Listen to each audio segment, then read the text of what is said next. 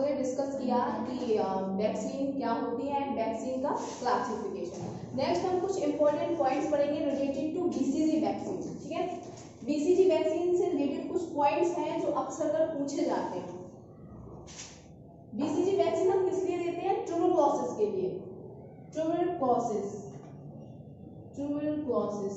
Mainly तो आपने यही पढ़ा होगा कि बीसीजी वैक्सीन हम ट्यूबरक्लोसिस के लिए यूज करते हैं, बट अगर किसी को मेनिंजाइटिस है या फिर लेप्रोसी है तब भी हम बीसीजी वैक्सीन एडमिनिस्टर कर सकते हैं। ठीक है, लेप्रोसी या फिर मेनिंजाइटिस में भी हम बीसीजी वैक्सीन एडमिनिस्टर कर सकते हैं। बीसीजी वैक्सीन की जो रूट होती है वो होता है हमारा इंट्राडर्मल। ठीक है, कहां पे साइड क्या होती है? Left deltoid.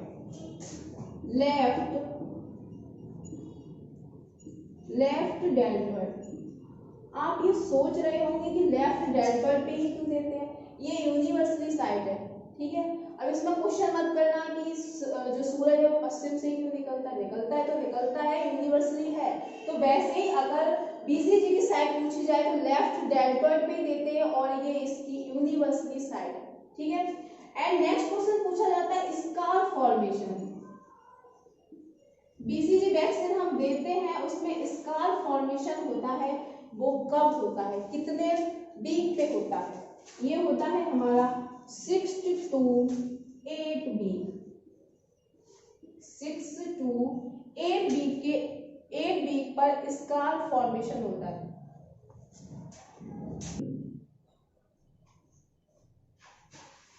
तो हम लोगों ने पढ़ा स्कार फॉर्मेशन, अगर बीसीजी वैक्सीन हम देते हैं स्कार फॉर्मेशन कब तक होता है? 6 to 8 वीक पर। ठीक है, अगर किसी बच्चे को हमने बीसीजी वैक्सीन दी, अगर स्कार फॉर्मेशन नहीं हुआ तो हम उसको कोई नीड नहीं होती है कि हम उस वैक्सीन को रिपीट करें। This is the normal. Okay, next है बीसीजी वैक्सीन जो होती है वो लिपोलाइज्ड फॉर्म में आती है। किसमें आती है? लिपोलाइज्ड फॉर्म मींस पाउडर फॉर्म में। ठीक है, किसमें आती है? लिपोलाइज्ड फॉर्म या फिर पाउडर फॉर्म में, इसी को बोलते हैं पाउडर फॉर्म। तो हम इसको डिसॉल्व करेंगे। डिसॉल्व किसमें करते हैं? एनएस का नाम तो सुना ही होगा, नॉर्मल सेलाइन। ठीक है, किसमें डिसॉल्व करते हैं? Normal saline. किसमें नहीं करेंगे? डिस्टिल्ड वाटर में इसको डिसॉल्व नहीं करेंगे। ठीक है, क्यों नहीं करेंगे? इसलिए नहीं करते हैं क्योंकि डिस्टिल्ड वाटर में जब हम बीसीजी वैक्सीन को डिसॉल्व करते हैं तो ये क्या करता है? स्किन इरिटेशन कॉज करता है एंड बच्चे को हाइपोथर्मिया भी हो सकता है। तो हाइपोथर्मिया से प्रिवेंट करने के लिए एंड स्किन इरिटेशन को प्रिवेंट करने के लिए हम इसको किस में डिसॉल्व करते हैं? Normal saline. ठीक है, हाइपोथर्मिया को एक नाम से हम और जानते हैं साइलेंट किलर। ठीक है, अगर ऐसा पूछा जाए silent killer is also known as, तो हम क्या आंसर करेंगे? हाइपोथर्मिया। तो ये बीसीजी से कुछ रिलेटेड इंपॉर्टेंट पॉइंट्स थे वो हमने डिस्कस किए। एंड एक लास्ट पॉइंट है, अगर बीसीजी वैक्सीन हमने एट बर्थ नहीं दे पाई, ठीक है, तो हम इसको कब तक दे सकते हैं? Up to 1 year. किसी भी वजह से अगर हमने बीसीजी वैक्सीन नहीं दे पाई, एट बर्थ भी नहीं दे पाई, 4 वीक तक भी नहीं दे पाई, तो हम इसको कब तक दे सकते हैं? कब तक एडमिनिस्टर कर सकते हैं? अप टू 1 ईयर हम बीसीजी वैक्सीन को एडमिनिस्टर कर सकते हैं।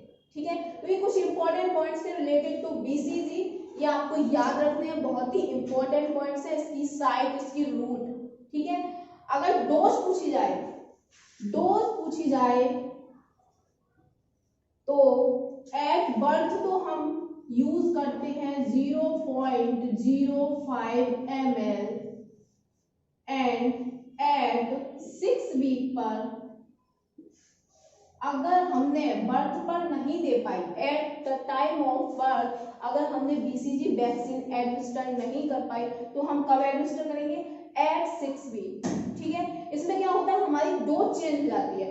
डोज जो है वो हमारी 0.1 ml एडमिनिस्टर करते हैं। 0.1 ml हम क्यों एडमिनिस्टर करते हैं? इसलिए एडमिनिस्टर करते हैं इनफिल्ट्रेशन से प्रिवेंट करने के लिए। बच्चे की मसल इतनी मैच्योर नहीं होती है, इनफिल्ट्रेशन हो सकता है, इसलिए हम डोज को थोड़ा बढ़ा देते हैं जिससे जो उसको प्रॉपर डोज है 0.05 ml वो उसको मिल सके।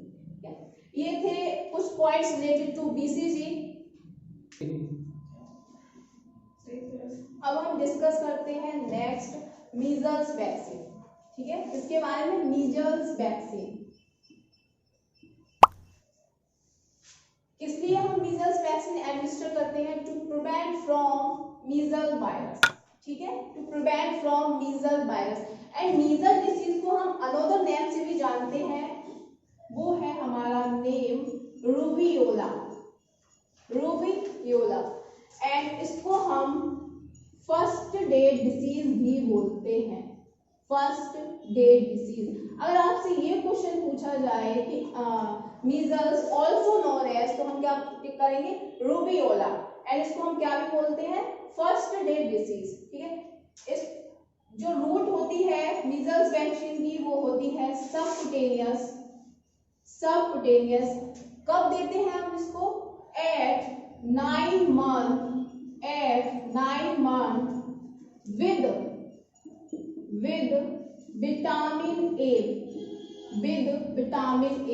विटामिन ए के साथ हम इसको क्यों देते हैं? क्योंकि जो मीजल्स जो डिसीज होती है वो क्या करती है? विटामिन ए की डेफिशिएंसी कॉज करती है। क्या करती है? विटामिन ए की डेफिशिएंसी कॉज करती है, इसलिए हम मीजल्स के साथ विटामिन ए को देते हैं। विटामिन ए की डोज कितनी होती है? विटामिन ए की डोज, अगर हम विटामिन ए एट 9 month दे रहे हैं तो इसकी डोज होगी 1 lakh international unit. And route होती है ओरली। एट 9 month देंगे, जब हम फर्स्ट डोज देते हैं विटामिन ए की वो हम देते हैं at 9 month with measles vaccine. ठीक है, इसकी जो डोज है वो होती है 1 lakh international unit. And route कौन सा होता है? हमारा ओरली। अगर इसके बाद हम जब भी विटामिन ए एडमिनिस्टर करेंगे, ठीक है, second dose, third dose, fourth dose, जब भी हम विटामिन ए देंगे तो कितनी हमारी डोज होगी? 2 lakh international unit. 2 lakh international unit. Only first dose पे हम कितना देते हैं? 1 lakh इंटरनेशनल यूनिट। एंड इसके बाद हम जितने बार भी विटामिन ए देंगे उसकी डोज कितनी होगी? 2 lakh इंटरनेशनल यूनिट। ठीक है, विटामिन ए जो होता है उसका टोटल डोज कितना होता है? 17 lakh इंटरनेशनल यूनिट। और ये हमें कब तक देना होता है? Up to 5 year old child. 5 साल के अंदर हमें विटामिन ए की 17 lakh इंटरनेशनल यूनिट हम टोटल डोज देते हैं।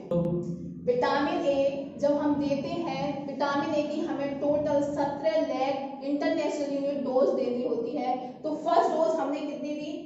1 lakh इंटरनेशनल यूनिट। कब दी? 9 month पर। ठीक है, नेक्स्ट हम जो डोज देंगे उसके हम इंटरवल गैप रखते हैं। एक डोज के बाद दूसरे डोज के बिटवीन हम कितना गैप रखते हैं? 6 month का। कितना गैप रखते हैं? 6 month का। ठीक है, 6th month का गैप दे देकर हम इस वैक्सीन की 17 lakh इंटरनेशनल यूनिट डोज को कंप्लीट करते हैं। और ये डोज हमें कब तक कंप्लीट करनी होती है? Up to 5 year old. ठीक है, और हम इसको मीजल्स वैक्सीन के साथ जरूर देंगे क्योंकि मीजल्स जो डिसीज होती है वो विटामिन ए की डेफिशिएंसी कॉज करती है हमारी बॉडी के अंदर। हम लोगों ने पढ़ा मीजल्स वैक्सीन के बारे में एंड कब देते हैं, किसके साथ देते हैं। ठीक है, नेक्स्ट है कॉपलिंग स्पॉट। एक क्वेश्चन आता है कि कॉपलिंग स्पॉट जो है हमें किस डिसीज में देखने को मिलते हैं? तो किस में देखने को मिलते हैं? मीजल्स में। ये क्वेश्चन बहुत आता है, बहुत सारे एग्जाम में आया है, तो ध्यान रखना। कॉपलिंग स्पॉट अगर पूछे जाते हैं तो ये किसमें देखने को मिलते हैं? कौन सी डिसीज में? मीजल्स डिसीज में। मीजल्स। ओके, नेक्स्ट है हमारा rubella vaccine. Rubella rubella disease को हम दूसरे नाम से भी जानते हैं German measles, German measles, and इसको हम थर्ड डे डिसीज भी बोलते हैं, third day disease, third day disease. याद रखना मीजल्स को क्या बोलते हैं, रूबेला, एंड रूबेला को क्या बोलते हैं, जर्मन मीजल्स। उल्टा कर देते हैं, याद रखना ये पूछा जाता है, इनके दूसरे नेम भी पूछे जाते हैं, किसको फर्स्ट डे डिसीज बोलते हैं, किसको थर्ड डे डिसीज बोलते हैं, ये भी पूछा जाता है। ओके, एक इंपॉर्टेंट पॉइंट्स है वो याद रखना, मोस्ट कॉमन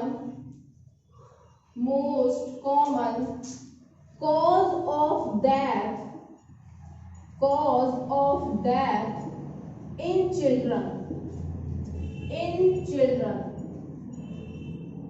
अगर ऐसे क्वेश्चन पूछा जाता है कि मोस्ट कॉमन कॉज क्या है चिल्ड्रन के अंदर, तो क्या है, डायरिया।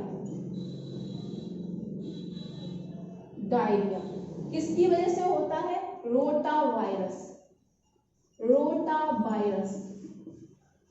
याद रखना, बच्चों का पूछा जाए तो रोटा वायरस, अगर एडल्ट में पूछा जाए तो क्या होता है, ई कोलाई।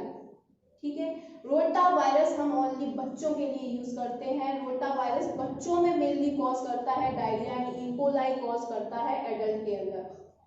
तो इस क्वेश्चन को याद रखना कि मोस्ट कॉमन कॉज पूछा जाएगा चिल्ड्रन के अंदर तो क्या हो गया, डायरिया, एंड कौन कॉज करता है, रोटा वायरस। और कुछ इंपॉर्टेंट पॉइंट्स हैं, याद रखना, पूछे जाते हैं कि डायरिया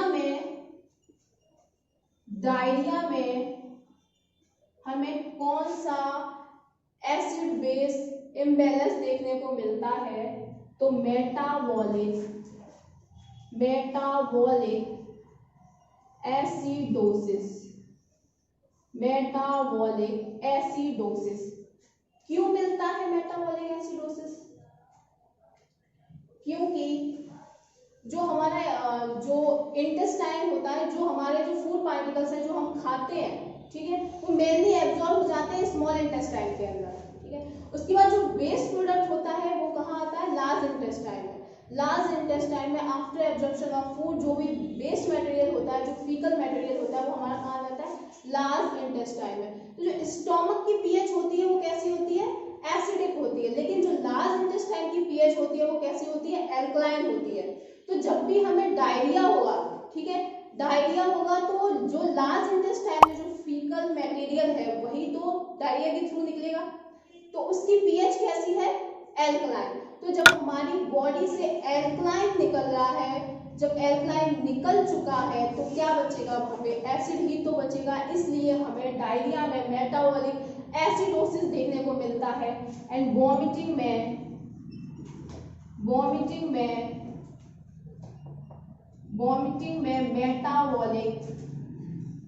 मेटाबॉलिक एल्कलोसिस देखने को मिलता है। याद रखना, किसमें एल्कलोसिस है, किसमें एसिडोसिस है। ओके, वॉमिटिंग में मेटाबॉलिक एल्कलोसिस हमें क्यों देखने को मिलता है, क्योंकि जो भी स्टोमक में जो फूड पार्टिकल्स होते हैं वही तो वॉमिटिंग के थ्रू निकलेंगे। जब स्टोमक से नीचे जब फूड पार्टिकल्स आ जाते हैं तो वॉमिटिंग में नहीं निकलते, जो स्टोमक के अंदर है वही फूड पार्टिकल्स वॉमिटिंग के थ्रू निकलेंगे। तो स्टोमक की पीएच कैसी होती है, एसिडिक होती है। जब हमारी बॉडी से वॉमिटिंग के through acidic material, acidic food particles निकल रहे हैं, तो जब एसिड निकल गया तो वहां क्या बचा, एल्कलाइन बचा।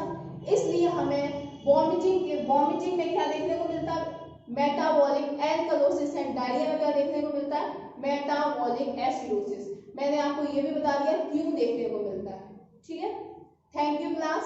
If you like this video, then subscribe our YouTube channel and press the bell icon and share with friends. Thank you.